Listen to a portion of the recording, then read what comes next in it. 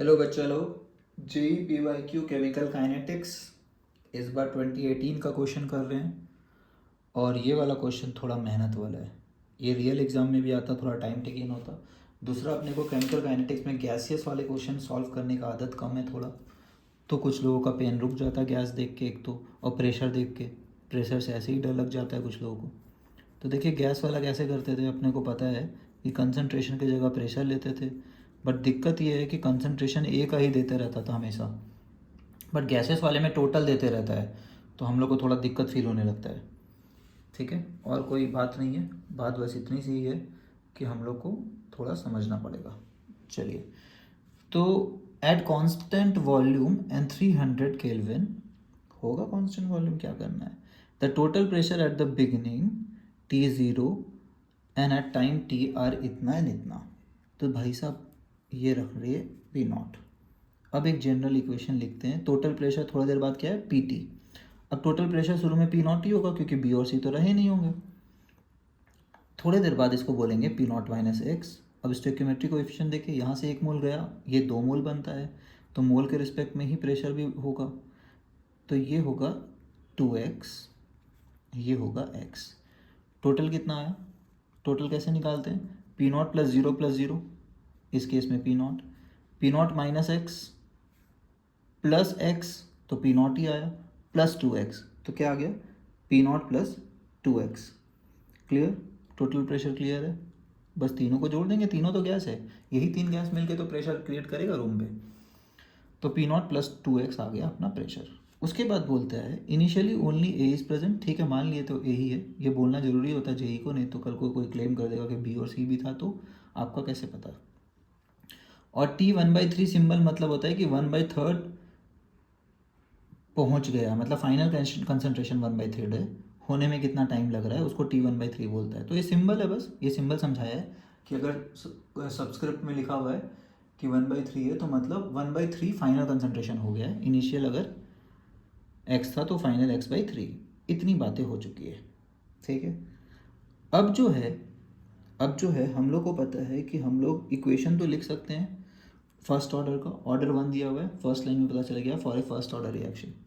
ठीक है, इक्वेशन तो लिखने अपने को आता है, तो चलिए इक्वेशन लिखने का कोशिश करते हैं, है ना। इसको यहीं पे छोड़ देते हैं और अपना इक्वेशन जो अपने को फॉर्मूला पता है, क्या फॉर्मूला पता है? ln initial concentration by final concentration is equal to k into t. क्यों? ये ग्राफ समझेंगे, ग्राफ उसको समझ आ रहा है कि नहीं अपने को। टाइम के रिस्पेक्ट में कंसंट्रेशन है ना ये, और एल के फॉर्म में। फाइनल कंसंट्रेशन क्या आ रहा है? तो फाइनल कंसंट्रेशन अभी यहाँ पे निकाले नहीं हम लोग, पी नॉट माइनस एक्स होगा। ठीक है, अब ये पता चल गया, तो चलिए रफ में यहाँ पे कर लेते हैं। ये पता चल गया कि पी नॉट माइनस 2x दिया हुआ है सिम्बॉलिक फॉर्म में पी टी। तो भैया अपने को final concentration P naught minus 2x तो नहीं रख सकते, क्या रखना पड़ेगा? x को रिप्लेस करना पड़ेगा पी टी से। तो x यहाँ पे वैल्यू निकाल लेते हैं, p t minus p naught by 2। तो फाइनल प्रेशर क्या हो गया? Final pressure is equal to क्या था अपना? पी नॉट माइनस एक्स, और पी नॉट माइनस एक्स कितना आएगा? P naught minus P t minus p naught by 2। तो ये मेहनत करना पड़ेगा भाई। एलसीएम है 2 P not, 2 P naught minus P T, ये ब्रैकेट में है, प्लस पी नॉट।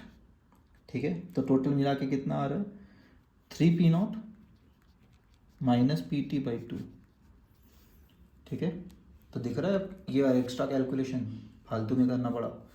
तो ये एक्चुअली जो कंसंट्रेशन है, फाइनल कंसंट्रेशन, वो कितना आ रहा है? पीटी के टर्म्स में कितना आया? 3 P naught minus P T by 2। अब मैच करते हुए दिख रहा है थोड़ा मोड़ा, है ना। ग्राफ का वाई एक्सेस में मैच करते हुए दिख रहा है।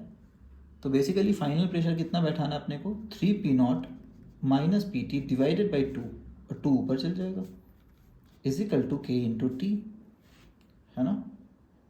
अब कुछ कट रहा है यहाँ पे? कुछ कटते उठते हुए तो नहीं दिख रहा है भाई साहब। तो चलिए इसको उल्टा कर देते हैं। ये होता है x minus y, y minus x करेंगे तो यहाँ माइनस साइन आ जाएगा, क्योंकि अपने को जो चाहिए वो चाहिए। तो इसको अलग भी कर लेते हैं। एल एन चलिए इसको ऐसे लिख ही लेते एक बार, P naught minus l n 3 P0 minus P T, इसको जुदा नहीं करना है चाहे कुछ हो जाए, के टी।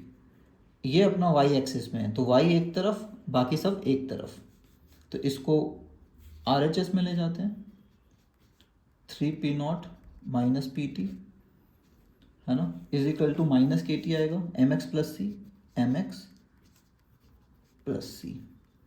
ये रहा अपना सी, है ना, वाई एक्सिस में कहाँ टकराएगा जाके ग्राफ। ये रहा स्लोप माइनस के, तो डिक्रीजिंग स्लोप आएगा, है ना, और ये रहा टाइम एक्स। समझ आ गया। तो वाई और एक्स का ग्राफ कैसा आएगा, डिक्रीजिंग, स्लोप क्या होगा माइनस के, और इंटरसेप्ट क्या होगा एल एन 2 P0।